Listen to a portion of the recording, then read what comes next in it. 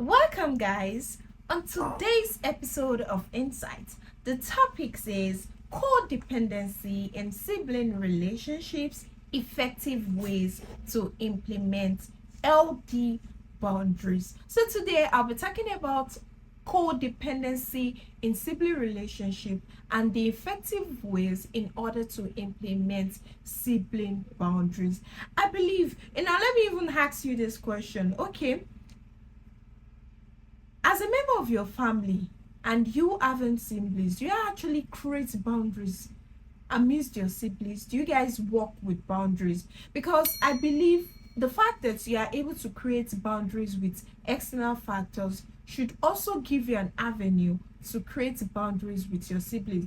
I want you to signify if there is anyone here and does not state or does not have one or two boundary for his or her sibling, because I believe your sibling too should have their boundaries. And I believe it is when you do not create the culture of creating boundaries amidst your siblings, that's when issues happen. You see people posting it on their social media platforms seeking for advice.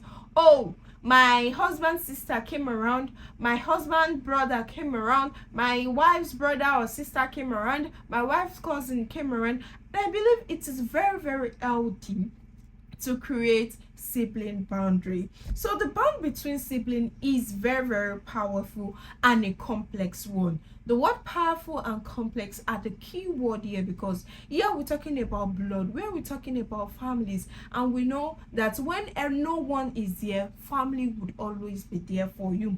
So often lasting beyond childhood into adulthood. We believe sibling relationship lasts or grows from childhood to adulthood, and it is not common or it is uncommon for sibling relationship to exhibit codependency and boundary issues that can be damaging to each person's development, emotional security, and overall well-being. So codependency is an extreme complex psychological phenomenon that have a powerful influence on the relationship between siblings.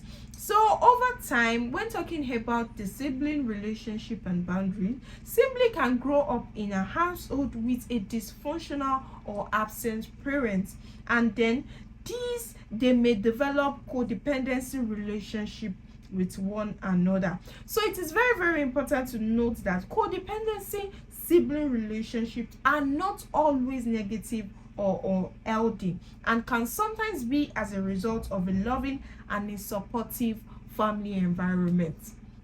So talking about codependency, that is when siblings depend on each other, and it's not even like depending on each other for money or material things. Like, they've always been there for themselves. Their bond has always been so tight and available for each other. So it's just like, okay, if there are one, two, three might want to do something and still want to involve two and one might want to do something and will still involve two and three. So that is how they work together, like they are interwoven. So here are some tips for setting boundaries in a codependency sibling relationship.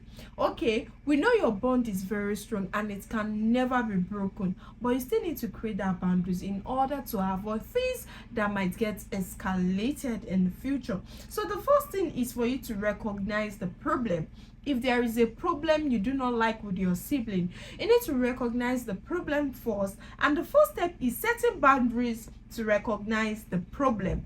So acknowledging that your relationship with your sibling may be unhealthy and there may be some actions needed on your part to shift the dynamics that exist. Another thing is that you need to communicate your needs. You always need to communicate your needs. So communicate your needs clearly and directly to your sibling. Let them know what you need from them and what you are willing and unwilling to do. If you are feeling uncomfortable with something, so far you can tell an outsider. You can also talk to your sibling. Let them know what you want. Okay, I feel if you come to my house and then you meet my wife at home, at least you should be able to help her with these things. I'm not saying you turning yourself to an house help for my wife or my family, but there are some things. This is what I like, this is what I feel it is working and it's respectful to my wife. So you need to communicate your needs every time. Also, you need to practice self-care. So taking care of your first step, taking care of yourself first. So talking of codependency, sometimes when they come around and they be like, oh, I need this, they are stating their own for you. Still need to take care of yourself, because if you do not take care of yourself, the money you budgeted to take care of yourself, you still spend it on them. So your own existence matter, and you also need to take good care of yourself.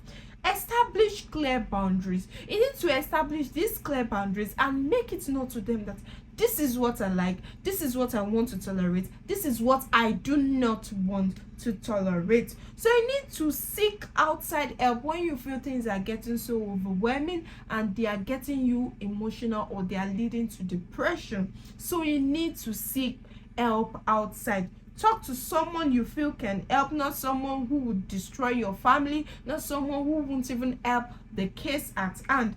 And lastly, be patient. Be patient with your siblings and keep lines of communication open. So keeping lines of communication open is very important. To keep lines of communication open with your siblings, even as you establish your boundaries, let them know that you still care about them and that you are committed to building an healthy relationship. I hope this episode of INSiGHT, codependency in sibling relationships, and then the effective ways to implement an healthy boundary has been so helpful. If it has been helpful, do not forget to like, share, and comment. Until I come your way again next week, bye. Have a wonderful week.